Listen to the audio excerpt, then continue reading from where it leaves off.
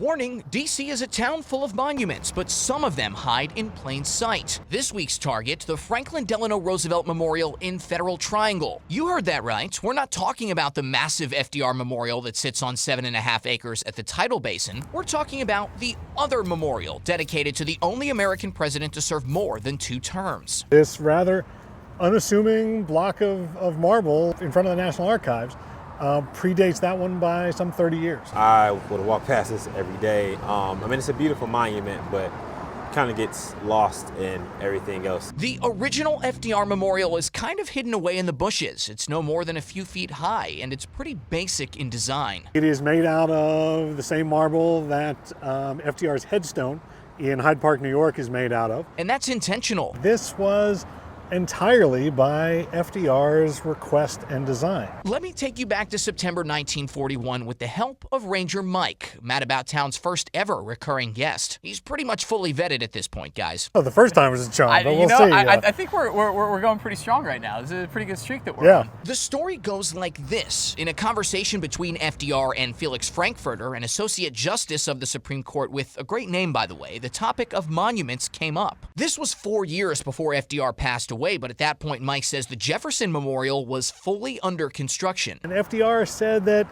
if the people deemed that he was worthy of a memorial, he said, "I want it no larger than this." And he put his hand on his desk and even said what he wanted inscribed on it. Nothing like a humble slab of marble the size of the Oval Office desk. But why build a bigger one then, if this was all FDR really wanted? I think you could make the case that Roosevelt was such a giant of the 21st century, such a giant of the presidency, that all becomes greater than the individual man's wishes. Not surprised though. I mean, a lot of times people don't necessarily listen to your wishes. They kind of think what you would like. I think that this is probably more fitting, more appropriate, more what he wanted. If this was the only one he wanted, then it's okay by me. Perhaps the most interesting thing is that when this marble slab was dedicated in 1965, the sitting president at the time was invited to participate.